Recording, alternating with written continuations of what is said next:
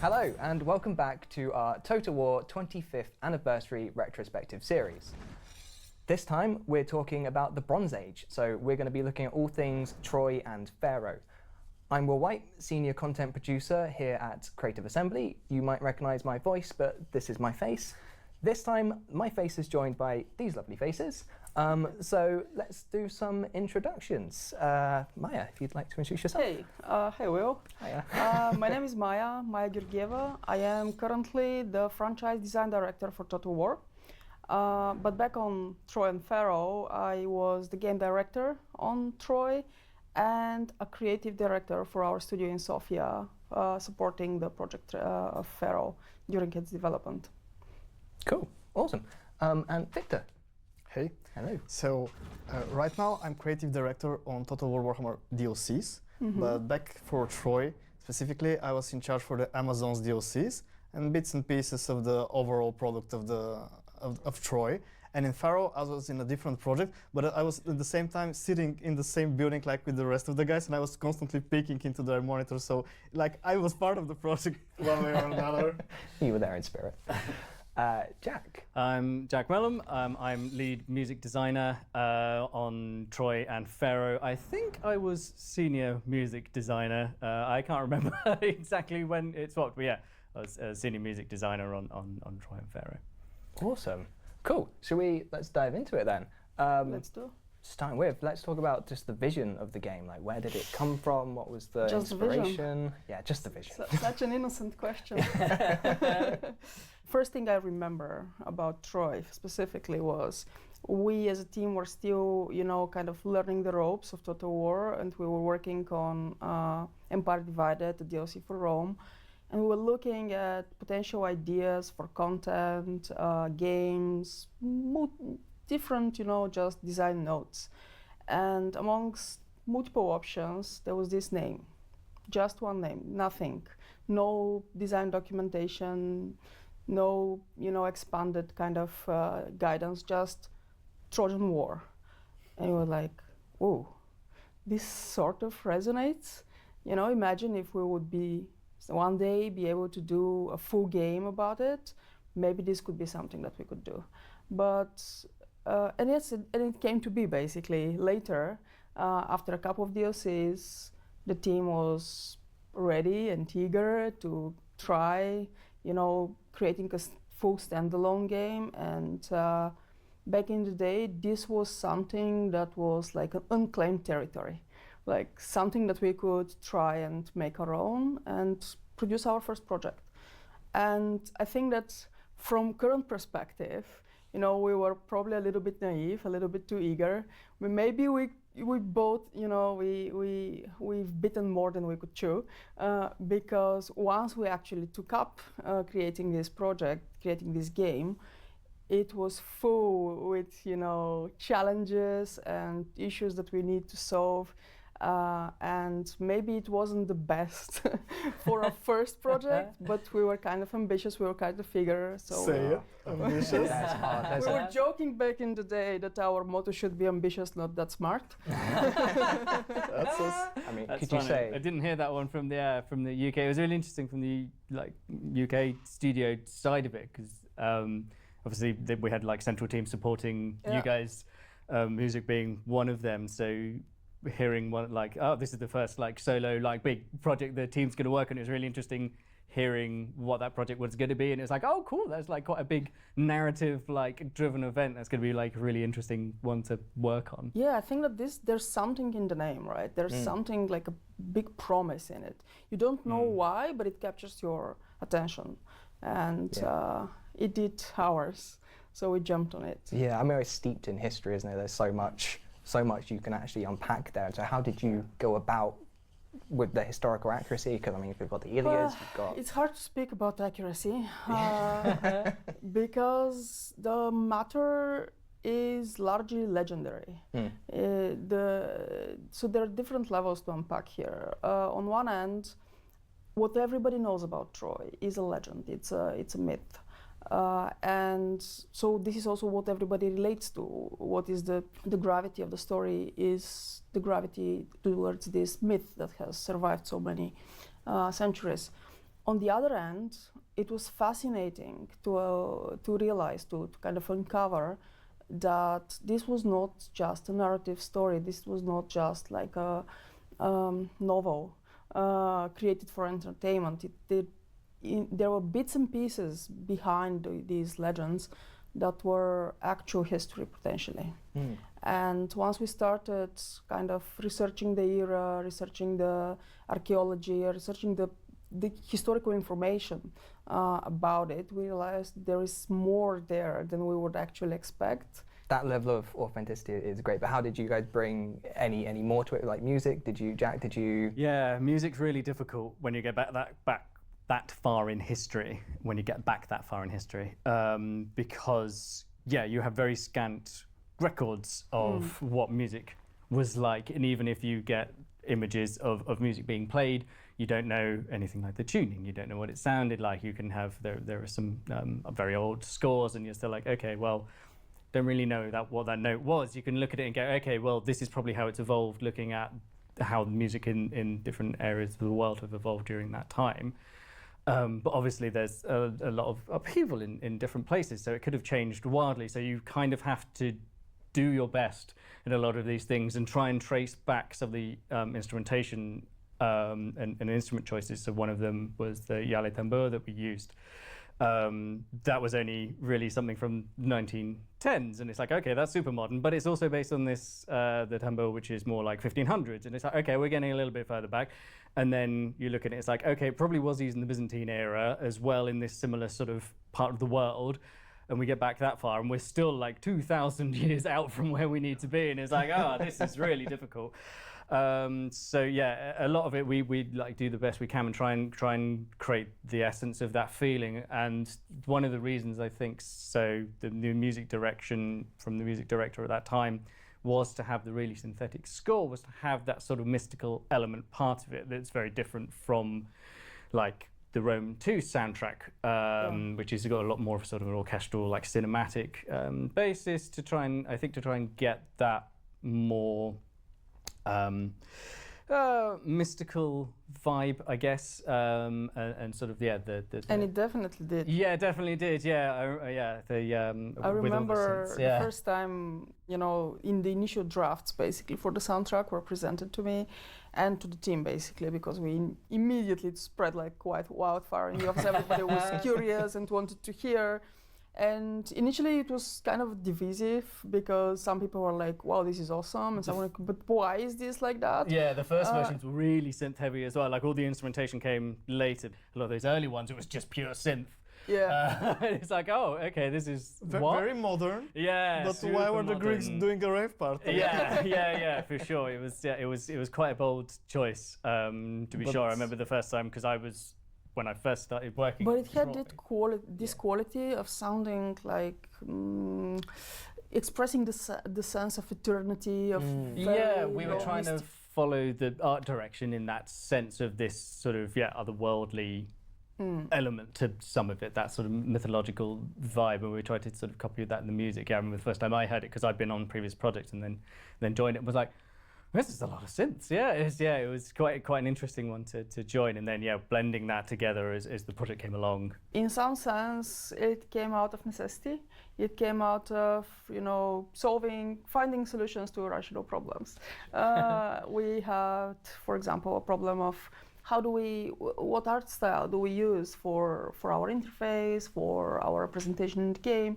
We're looking at Minoan frescoes initially, which would be sort of contemporary to the era, but they were not necessarily fitting well and sitting well with the story, with the factions, with the whole game, basically with the theme. They were like, yes, they are from the time, but they are not representative of what we are from the conflict. And ultimately, we decided also to kind of bring it also closer to what players and audiences would recognize and know and potentially love, which was more the classical Greek representation. And that's where we tried and kind of embraced this style of black figure pottery that represents, the characters in their classical way, with also the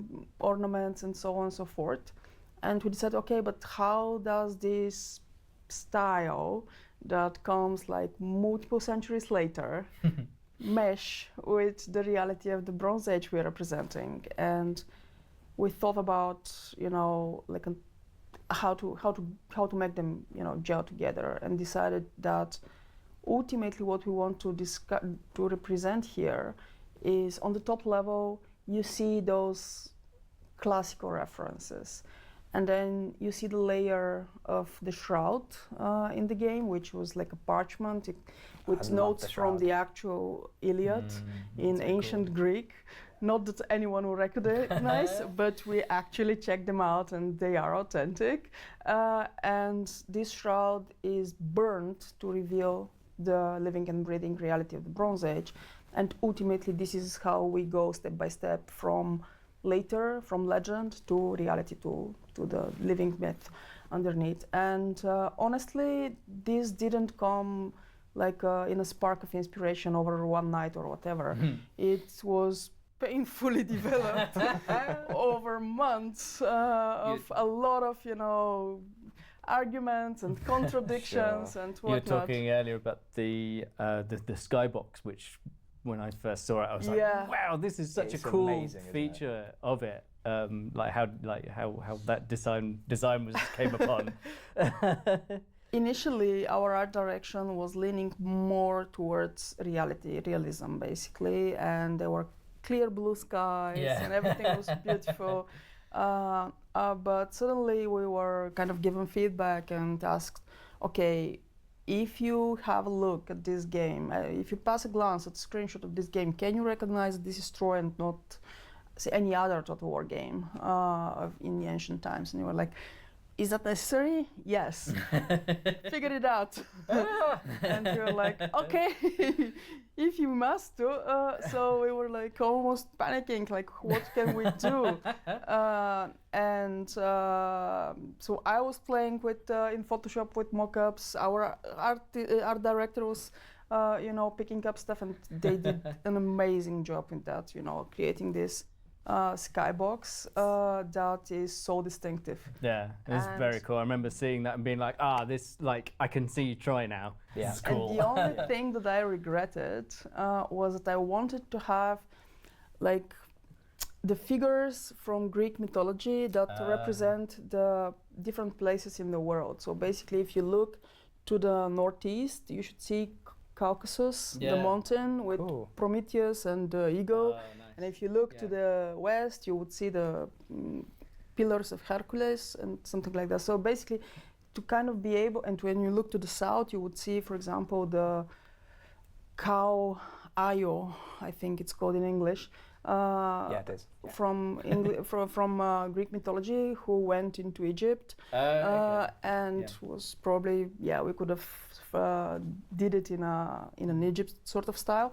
So this didn't get into the initial game, but I was nagging a little bit on that because of technical limitations, mind you. Yeah.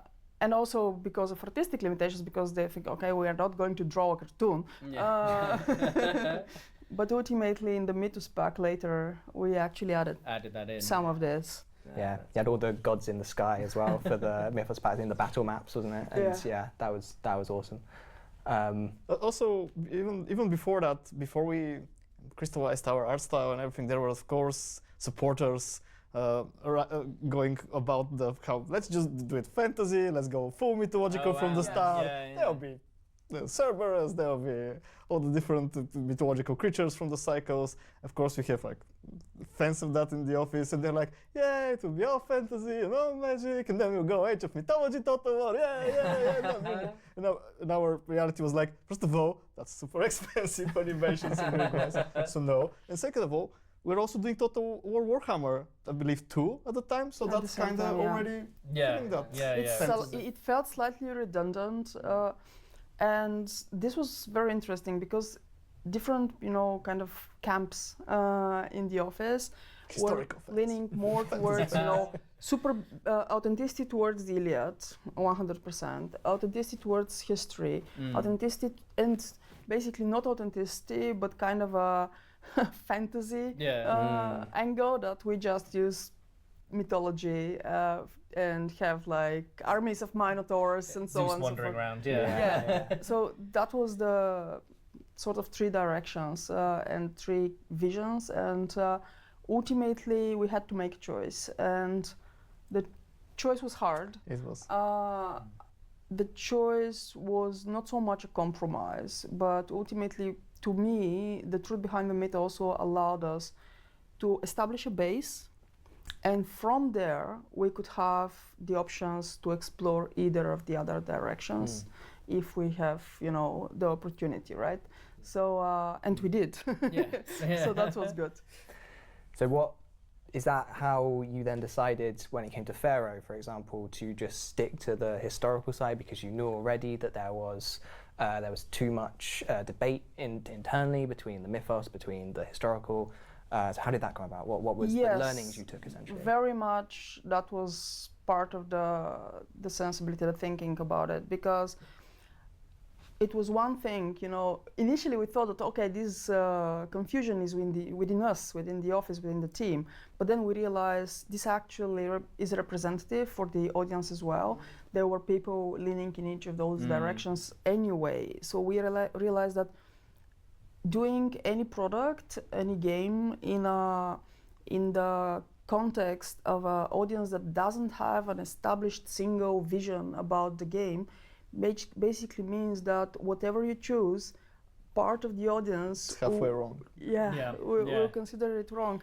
So leveraging a topic and a vision that is unequivocal, it is the same for everybody, is highly beneficial.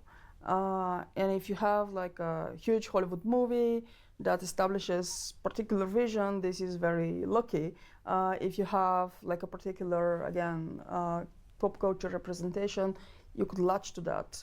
We didn't have that for Troy entirely, despite, movies existing. But for Pharaoh, going full historical was Liberating. Was okay. It was for possible. designers, for developers. Yeah, it was absolutely possible. There were a lot of materials that we could actually lean on, and that was much straightforward to develop. It saddens me a bit. I personally really bought into this idea. I still think it's one of the most original things I have experienced in game development. Honestly, not to pat my own shoulder, but it wasn't my idea. So to me, it was super fresh, this thing of trying to show two realities at the same time, the truth and the myth, and how like maybe it's not real, but the people in that age and point of time thought it was real. So what if we were like looking at the side and we as developers kind of add to the reality of the triviality of the real world that was there. Maybe like there are gods in the background that people do not see, in like characters in the game do not see, but the players see, and that makes them like, because just because they're not real, they were real for those people. Now we think they're not real, but for those people they were real. So they're part of their worldview. So me and Maya often talk about it, like maybe we didn't do good enough job on that, because we believed in it. Like maybe it was a matter of resources, maybe we were like new, didn't know how to do it better, but I still think that was the right choice. Just not many people were able to truly like experience it the way we wish to, kind of, which is on us. But it's if game development was a roguelite, we would have run a run and probably do it better. But we do it as well as we could at the time. In the battle side of things, we didn't have traditional cavalry, which is one of the most beloved sort of units. Why can't I charge cycle? And I was badgering our battle designers, like, why can't we use, chariots in that way? Because it's not authentic. They're not supposed to be like that. But let's do it like that. Rule of cool or rule of fun. Like when do you have to deviate from the historical Yeah. accuracy to make the game fun, and that's the I guess difficulty. you did ultimately with introducing Mesopotamia, who did have the not chariots, Some cavalry, cavalry, yeah. didn't they? We ultimately got the excuse to include some cavalry. The other, previously we also snuck them with the Amazons. Because we chose to interpret them as close to a Scythian faction.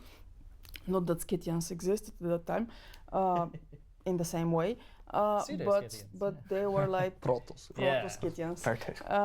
And that gave us also the kind of the plausible explanation of why to include a little bit of scrapping the cavalry. barrel for variety in the battle. And Total War. How can we get horses in? Like, Total War tactical battles always like the big half of the whole thing. The tactical battles and the variety in it just not as existent like in these times, or at least not in the traditional sense. Usually it's about variety of weapons, so the technology needs to be advanced enough so you can differentiate between factions based on technology. Oh, we have better rifles, we don't have rifles at all. In the case of, say, it's Japanese versus the newcomers. But in those times, we often joke it's like stickmen versus mud people. It's like the team did a lot of searching to try and flesh out different play styles. What is the technology we're going to do when it's like the technology didn't advance for such a long time? Yeah. And there was like later ages they have at least military organizations that is more advanced. The Romans introduced all this tactical fighting and formations, and the Greeks were more more like a lot of people talking. Every now and then they brawl. Whoever wins, gets to stay here. The other ones go home to their islands. And So. But the cool thing about challenges is that they ultimately drive innovation. Because when you overcome them, we need to find clever ways to do it. And we had to introduce, different layers of different types of infantry. We had to introduce stuff like the dynamic grass, that you could, hide into the dynamic terrains. That well, initially just the terrains, and then make them dynamic, so that they could, figure out into the calculations of battle, like in your strategy, whether you're going to move with your heavy units through the mud and risk them being pinned down and slowed there. So all of this kind of broad variety that didn't exist on the level that we naturally have in other historical eras. Obviously, there's a lot that goes into game dev, and you've all contributed to the games yourselves. But what are you most proud of, Jack? I'll start with you. So one of the cool new things we did in Troy is the music systems and the way that it interacts with what the player's doing is always a bit of an iteration. I've worked on every Total War since Attila, so it's always like, okay, what can we do that's like new and try and like add something into it that's different before? How can we try and represent the emotions that the player's feeling, or we want the player to feel, and represent the gameplay and the aesthetics of everything going on, and we try and obviously do that better each time. So one of the things we did in Troy that we hadn't done before was the concept of what we call the ambient music system on campaign. So on previous Total Wars, you generally have a nice track that plays responding to some gameplay, and on Three Kingdoms, I added in this little idea of having just a phrase of the previous track that had played on a different instrument from it. So you had a nice little break in between these quite big tracks. For Troy, we took that further and be like, right, okay, well, how can we respond more specifically to what the player's like looking at directly? So the ambient music system was based to represent the different cultures on the map.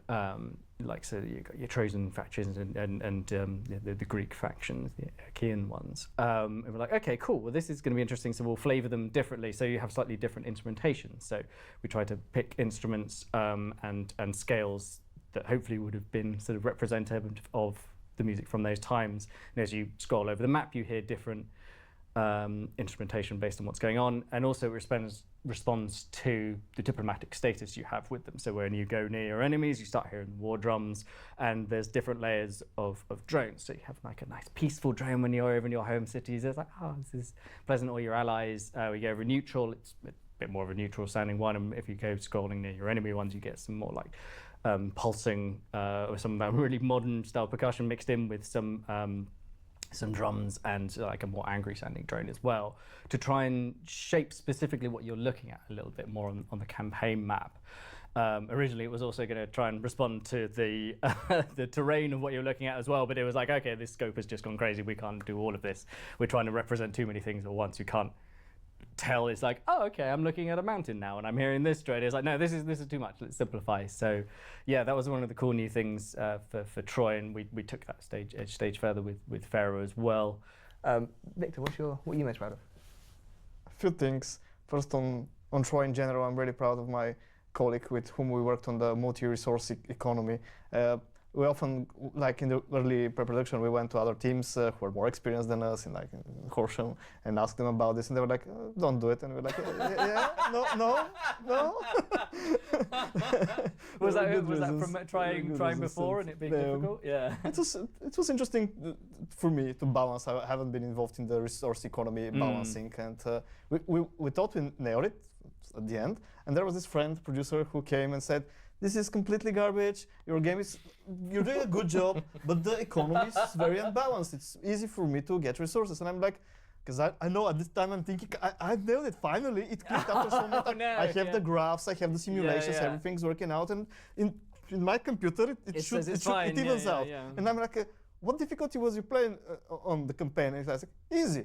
And I'm like, well, yeah. The game's easy. I'm doing my job. Yes. So By design. Good job there. I'm proud of many things. That we shipped. Definitely, it's always a good feeling to have shipped. Yeah. Definitely that we even managed to develop those games. It's a miracle. Games exist. Games exist. Yeah. So even there, I could stop him there. As a game director, and later even as the creative director on the studio, so even less involved directly with this, I can never claim ownership on anything. My hands are everywhere, but I can never claim full ownership because we have talented teams doing just claim all the stuff. All the stuff. So it's small bits and pieces everywhere. I also like how we did multiple small bits, like there was a feature where you could pet Cerberus. This was not mine. But it was another small thing coming from part of the team that wasn't initially planned.